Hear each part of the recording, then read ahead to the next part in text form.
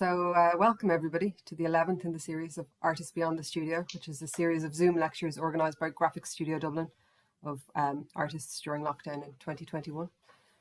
For today's talk, I am pleased to introduce one of my art heroes, Gillian Lawler. Gillian is a Dublin-based painter and installation artist, originally from County Kildare. She graduated from NCAD and has exhibited widely in Ireland and internationally. She was the winner of the Hennessy Craig Award and the Whites Award at the RHA in 2007, and overall winner of the Open Selection Award at AIGSA in 2009. In 2019, she was awarded the Dublin City Council Graphic Studio Dublin Residency Award, and I had the pleasure of working with her then, where we made 2 pieces.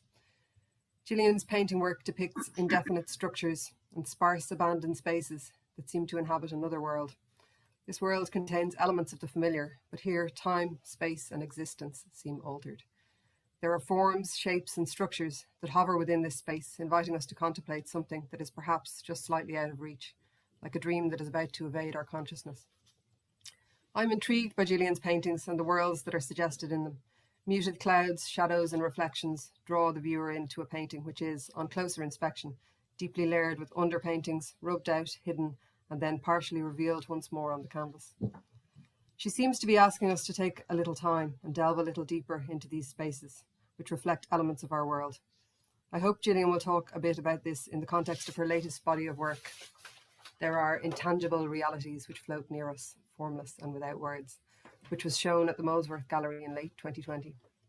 I was delighted when Gillian was awarded the Dublin City Council Residency Award, as I've always thought that her paintings would lend themselves very well to print, with their layers of muted colours and soft ephemeral washes.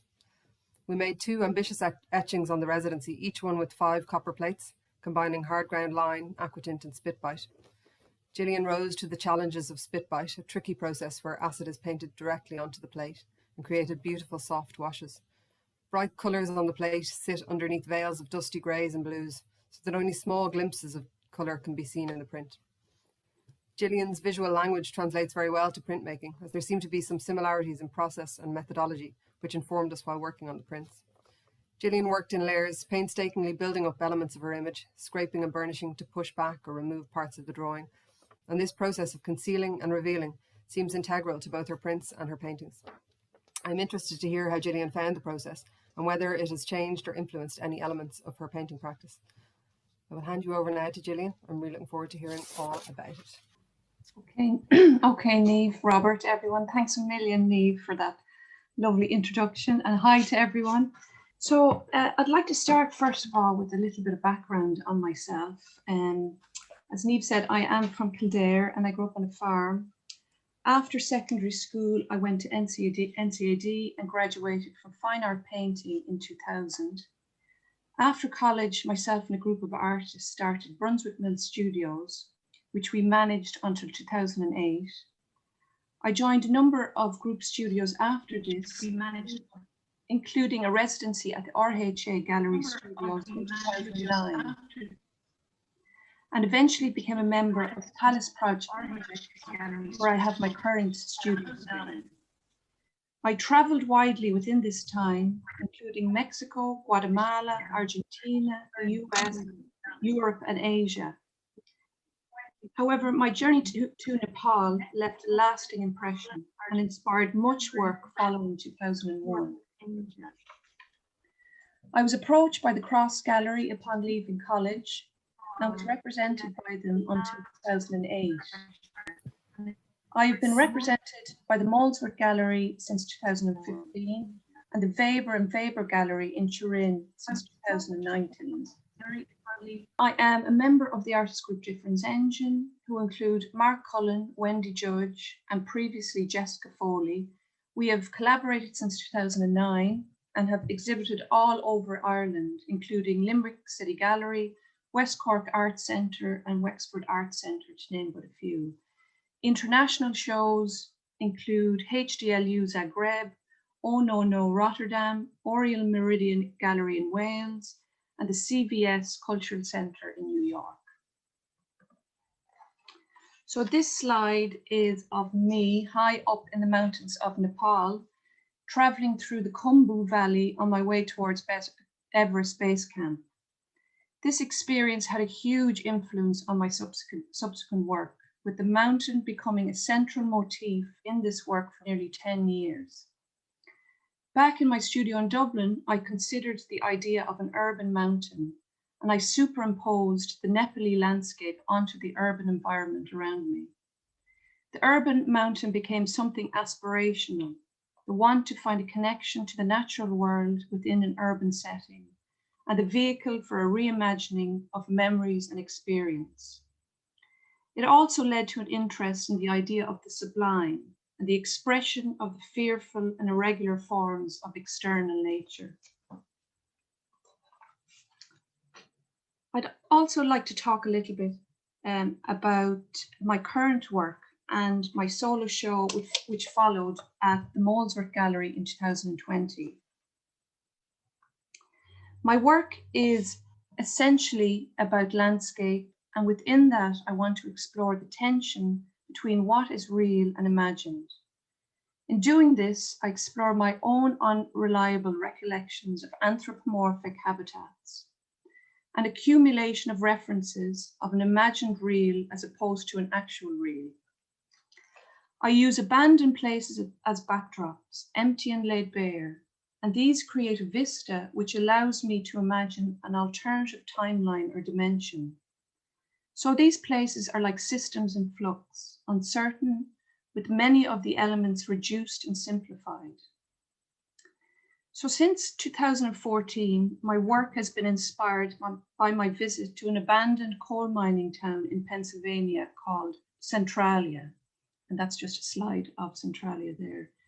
The work obliquely documented its post-industrial landscape and the forced abandonment of the town after a vein of coal deep below was set on fire in the 1960s. I first came across Centralia while reading A Walk in the Woods by Bill Bryson, and I was immediately intrigued. And after some investigation, I wanted to go and see it in the flesh for myself. When I visited Centralia, most of the houses and infrastructure had been removed, and what remains now are sinkholes, mangled roadways, smouldering ventilation systems, overgrown streets, and a ghost town in many respects. These remaining features became reimagined elements within my work. And this slide here just shows, these are some slide images I took of Centralia while I was there. And afterwards, when I developed the slides, I drew and painted on the slides directly. So again, it highlighted my insertion of the imagined into a real world. The work I made for the Molesworth Gallery show drew on this previous work, but also became more concerned with ideas based on boundaries, edges, transitions, and transformations. In recent paintings, the canvas was split into two territories with a defined boundary line where forms crossed over, were transformed or dissolved or dispersed or absorbed. In many ways, it became a meditative space, allowing these changes to occur. I began to explore these ideas further while negotiating the grief I experienced upon the death of my mother in late 2017. These ideas on transformation and transition really resonated with the passing of my mother. And so as a result of this experience, I began to revisit my use of platforms and scaffolds and incorporate new forms based on paper airplanes, diving boards, and the bones of architectural structures. These elements are sometimes grounded, moving, suspended, tethered, hovering, unfolding, and at other times, standing apart from the landscape. These forms for me describe the journey that myself and my mother took while she was passing away, and the loss, the release, and the acceptance I felt over the following years. Elements like the platform embodied that moment when my mother moved from this world to the next, representing her body in transition. It became a place of energy where the veil between this world and the next becomes thin and exposed. It captures an ephemeral quality, a fleeting moment which bears witness to a momentary leap of faith, and is suggestive of this inner world situated between the conscious and unconscious. So these ideas flowed into the making of work for my solo show at the Molesworth Gallery. There are intangible realities which float near us, formless and without words. This show opened on the 5th of March 2020. I exhibited 15 paintings and one hanging sculpture which hung from the ceiling in the front room of the gallery. The following week, the exhibition closed due to the first lockdown. So very uncertain times, but I was happy the show had opened and had a brief public viewing. The exhibition stayed in the gallery until May 2020. During this time, and while the gallery was closed, I had a film made of the exhibition, which I'd love to show you. As most of you did not get to see the exhibition as it was closed, this film gives a lovely overview of the hang and shows details of the work which are hard to see via photograph. So what I'm going to do now, I'm just going to come out of this, and I'm just going to show you the film. Okay.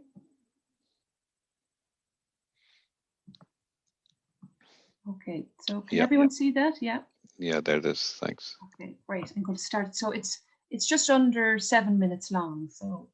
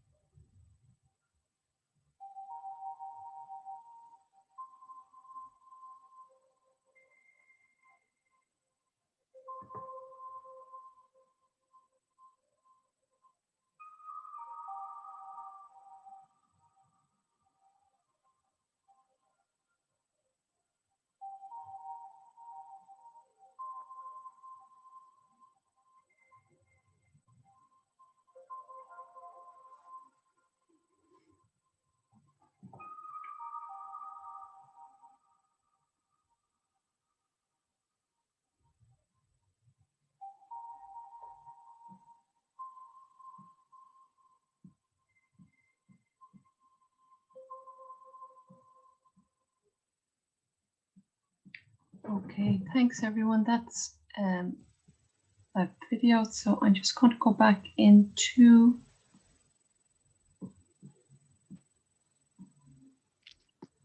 there, guys. I'm just going to go back into my slide presentation.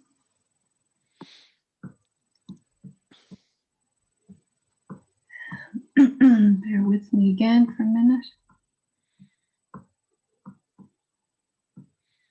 Okay, so everyone can see that? Yep, there we go again. Robert. Okay, so yeah, I really wanted to show that video, as I said, because most people didn't get to see the exhibition, but it just in terms of just being able to see the detail and, as I said, the texture. I find sometimes with my work, just photographically, it kind of flattens it a little bit, and it's harder to see the subtleties. So I hope that video gave you kind of just a better overview. But from that show now, I've chosen a few paintings from the exhibition, and I'd like to talk about them a little bit more individually. So, okay. So this first painting is called Transition, and it's an oil on canvas, 70 by 50 centimeters. So this painting is composed of a number of platforms which are hanging vertically. One is a little more detailed with a checkerboard surface, and they all hang close to each other. I poured washes of subtle colour, pinks, blues, yellows, and greens over the forms, and as the washes drained away, a clear ovoid area formed at the top, which to me resembled a portal. This painting embodies a quietness, stillness, and acceptance, the embracing of transition, change, and moving on. This next painting is called Platform and is also an oil on canvas. And the platform embodies the essence of my mother's form as it transforms and transcends. It slowly moves upwards, and in doing so, the subtle image of an entity coming into bloom appears. I was thinking of the use of the lily during a wake and how this flower opens upon the passing of a person's life. This painting is called Camouflage, and it's also an oil on canvas. And in this painting, a simplified structure emerges within a still and quiet landscape. The checkerboard pattern attempts to camouflage the structure, diverting the attention away from what lies beneath. A residue, or perhaps the memory of another structure, is slowly becoming visible along the bottom half of the canvas. This painting is called Transition 2, and it also uses pattern, line, and form. The prominent form is based on a paper airplane as it takes its brief journey across an imagined landscape. I wanted to use the paper airplane as a motif for the ephemeral nature of our own journeys through life. Within these ideas, I used the lines as an attempt to hold onto aspects of this journey, an attempt to pin down a fleeting moment. I also like that these lines could be tethering lines and are holding a distant memory in place. The pattern also resembles a structure with open windows, letting something out or allowing something to pass through.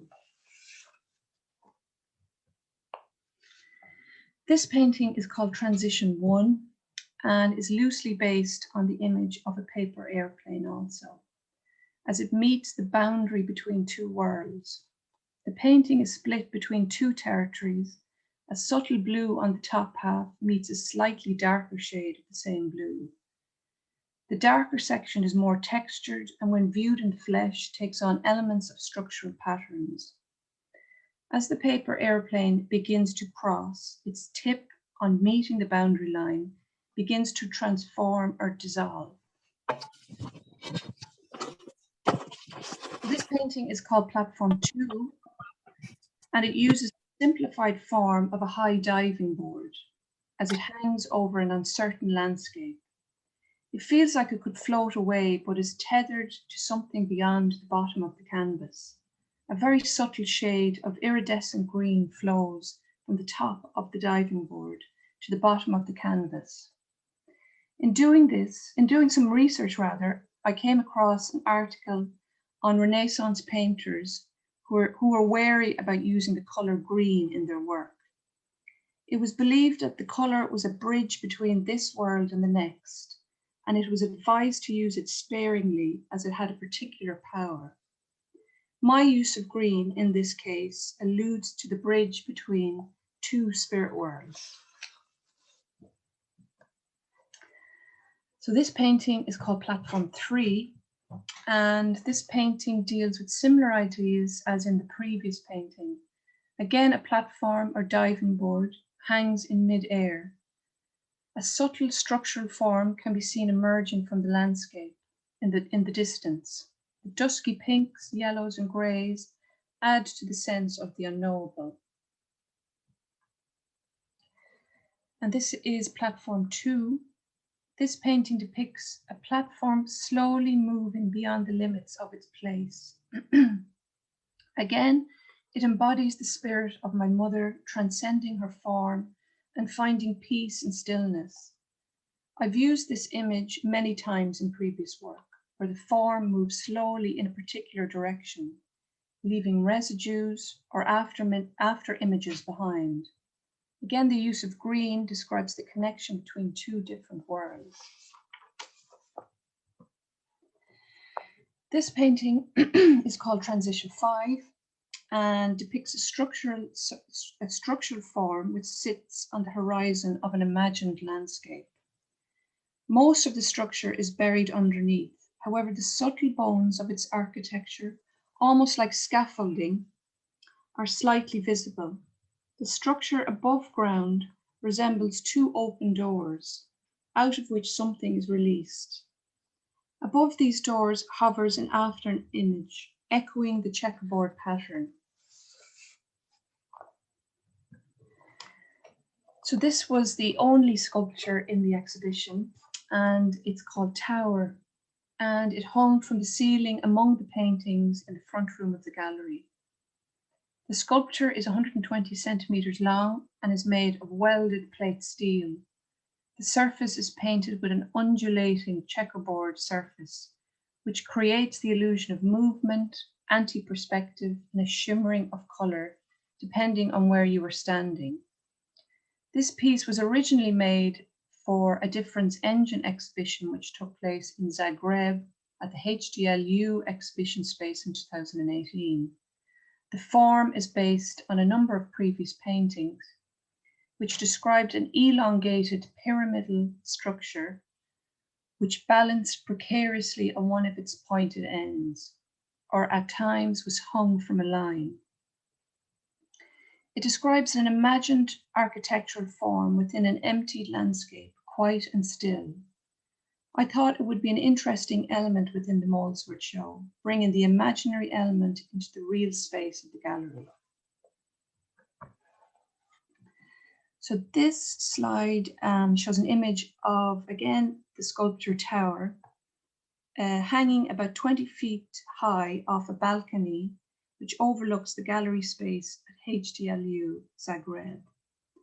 This gallery is in the round and is one of the most dramatic spaces I've ever seen. The stillness of the sculpture and the vastness of the space work really well together.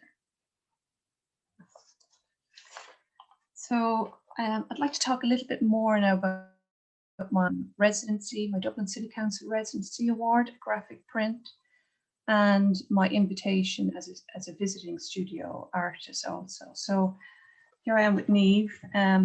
I was really delighted to receive the Print Award and Visiting Artist invitation in 2019. And here I am with Niamh, who was so inspiring and knowledgeable throughout the whole experience. I had done a couple of print modules while I was at college, but I really had very little experience or know-how coming to graphic studio. So I was so excited and really eager to learn more. And as Niamh said, as she said in her introduction, for a long time, I also had been thinking about printmaking and considering how my work could translate via the printing process.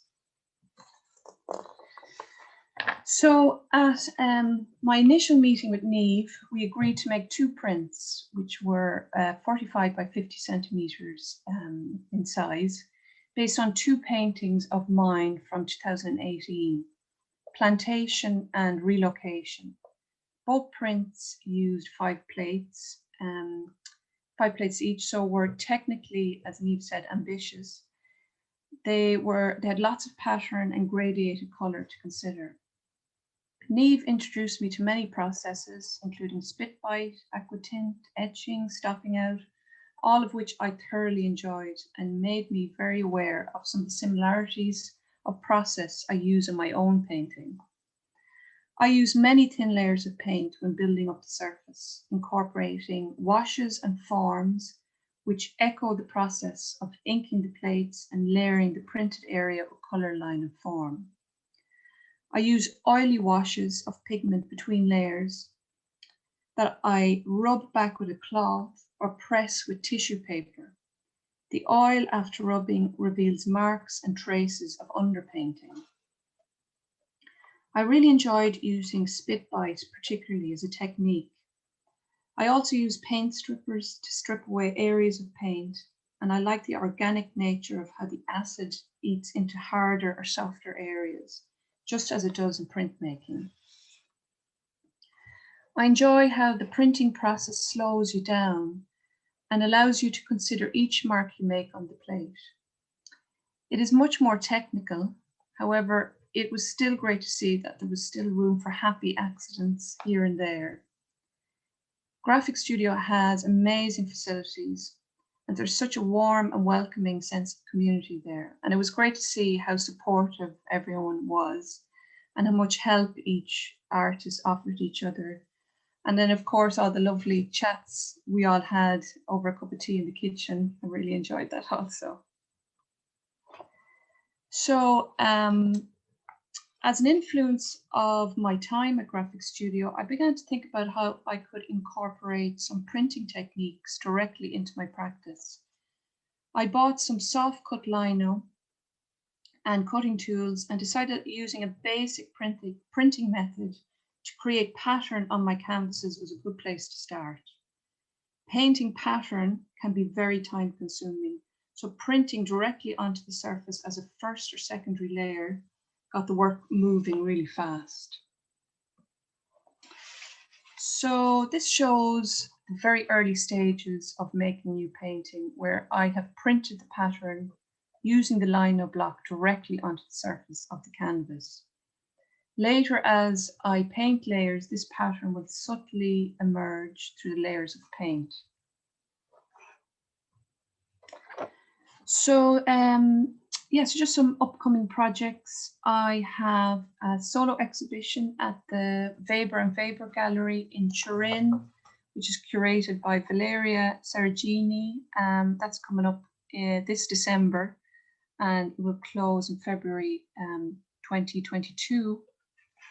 And again, this show will also develop ideas from the Molesworth show. And it's predominantly a painting show. I won't have any sculpture in this show. And then the next project I have is going to be an exhibition curated by Rebecca Sitar, who is an artist, curator, and is also senior lecturer at Manchester School of Art. So we have lots of crossovers in our work. So we're at the moment doing lots of Zoom meetings and coming up with some ideas and titles. And again, dates and venues for this project will be announced towards the end of the year. So hopefully something in early 2022. And then finally, just where you can get some more information on my work. And again, if you want to see the film, my websites, Molesworth, Gallery Weber, and Difference Engine. So that's it, folks. Thanks very much for listening. Thank you, Gillian. That was marvelous. It really was. So I'm just curious as to, I guess, how you start your paintings. For me, they have such an emotional charge, and I'm just wondering, do they start with like a really specific plan, or do they start with a feeling, or like how do they come about?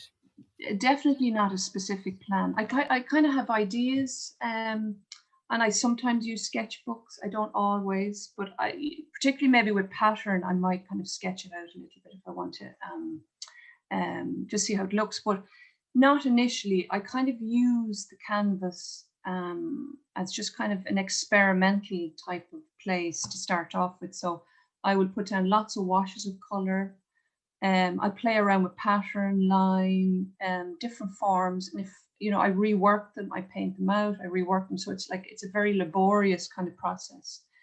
But so things that work, I leave in. Things that don't work, I leave out. So again, it's quite instinctual. I have things floating around in my head, ideas floating around in my head, but it is initially quite instinctual. And I don't use reference material per se. I don't have photographs in front of me, so it is very much about thinking about things I've seen. Memory. Instinct is a big part to play in it from the start. And do the sculptures ever come first, or do they come second? Where do they fit in with it? I think they come second. Yeah, the painting kind of brings the ideas into reality, I suppose. So the sculpture definitely is kind of inspired by the painting. So yeah, as I said, that once tower was a direct influence on, or direct inspiration from, a couple of paintings I did in 2018. So yeah, they came directly from that. Gillian, may I ask you a question about the patterned objects on horizons? I'm just wondering if you were ever aware of the Dazzle Ship paintings of the Second World War, Edward Wadsworth or Arthur Listener. No, Kieran, no, I'm not. Maybe I've seen them. I'm not. I can't recall them now. But yeah, what are they like? Well, I mean, they were essentially a World War II camouflage, or World War I camouflage, actually, for ships. But there's an astonishing resonance between your images and what those Dazzle ships look like. Oh, fantastic! So just worth having a look at. I just was struck by the similarities of the. Yeah, I'll definitely. Yeah, thanks, Kieran. I'll definitely have a look. Yeah, I like the idea that this pattern. I've used checkerboard quite a bit over the years, actually, I'd say for the last 10 years, on and off. And again, I like the idea that it is kind of almost a bit like a camouflage, and it can, it can change, a flat surface from, that undulating. It can create kind of such movement, within a flat surface. So I've always kind of been interested. I've always been really intrigued by just that basic black and white pattern. But yeah, as a vehicle for camouflage within the last show, I suppose maybe it was about me, my emotional kind of response to the work, or maybe just, as I said, trying to kind of conceal that in some kind of way, not make it too obvious. And do you mind if I ask as well, the themes that you explore now, were they similar before your mother passed away, or were you doing something different for that? They were very similar, Kieran. They were very, very similar. I've always been interested in the edges of things, and as I said, things that kind of change, and more interdimensions. I'm kind of interested in science, where science and art kind of meets as well. So I've always been interested in the real and imagined, and how in your head it kind of all seems to be kind of in the very moment, in that very moment, or the present moment. So those kind of ideas were always a part of the work. So I suppose when my mother died, it kind of naturally kind of slipped into that space.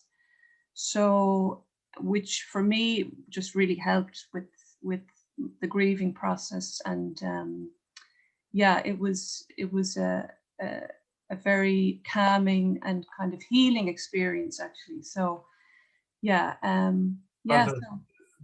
they're profoundly beautiful, and they do really induce that sense of respectful mourning. Thank you, Kieran. Thanks very much. Yeah. As I said, I don't make things too obvious, so it wasn't a subtle way for me to kind of deal with, particularly the first and second year after my mother died. So yeah, it just was a perfect vehicle for kind of a type of healing, you know. So Well, yeah, you thanks, do her Kieran. great. You do her great honor. Thank you very much, Kieran. Yeah, I'd hope so. Hi. Hi, how are you? How are you? How are you doing, Susan? You've built up a very, very strong professional practice over the last number of years. And I'm just wondering if you have any advice to artists who are kind of building up from a let's say, an earlier level. What kind of advice could you give? I think when I left college, when you leave college, it's obviously really daunting. It's, you know, you don't know where to start. But when I set up a group studio with a number of artists from college, like creating a group of like, particularly college friends was a great way to kind of get started. So we were really lucky to find a space, a large space up in Stony Batter. And we divided it up in studios, and we stayed there for about 8 years. But it was just great having, you know, those people around every single day to kind of give you kind of to bounce ideas off of, and just have that kind of support, you know. And I think that was a good way to start, you know. But I know it's completely different now because it's much harder to find space. It's much harder to kind of rent. Rent is just so much more expensive. But for me, that was a great starting point. So the group studio, like we were more or less there every day. I was also very, very lucky that the Cross Gallery did approach me on my degree show, basically, and asked me to do a group show the following year. So that was kind of a lucky break. But I think, I think, Susan, getting together as a group, with you know, like-minded people, and using that kind of support structure is really important.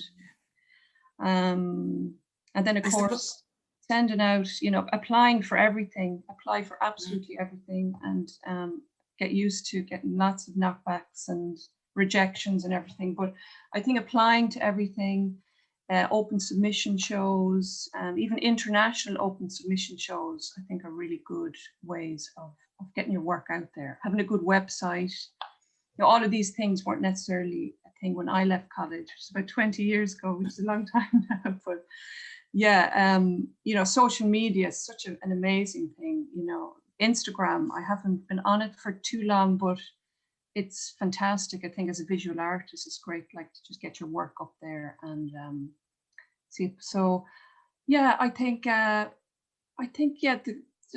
keeping connected to kind of plenty of like-minded people, and not unlike like graphic print, you know, it's amazing to have those supports there, and to see people are regular, and have a regular studio practice is also, I think, really important too.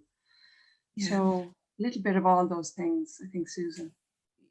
You work in Palace a lot. You're very involved with Palace projects, and right. I'm wondering, like, I presume obviously part of that is that it's a job, and I presume it takes you away from your practice a little bit. Yeah. But are there any elements of it that you find feed into your work? Like, I guess the connection with the artists there, or? Well, absolutely. Yeah. I have a studio in Palace, but I'm also the studio manager. So I manage the rental of the spaces. So yeah, it's really nice to meet kind of younger artists coming in, and I'm always kind of up for giving them a little bit of advice here and there. They're always picking my brains about things. So yeah, that's kind of really nice thing to do, and just to see how they kind of develop, and, you know, and then particularly with the gallery in Palace as well, like that's kind of, it's just like an amazing resource, and it's great to see what's going on there, you know, every month. Well, pre-pandemic, of course, but there was so much exciting stuff going on there, and there was great opportunity then to meet even artists coming in to exhibit there. Yeah, I think it's a nice break. It's nice to get out of your studio, out of your head a bit, and just see other people's work. Well, thanks a million, and thanks everybody. Next week we have the lovely Niamh McGuinn. Thanks a million. Thanks, Okay. everyone.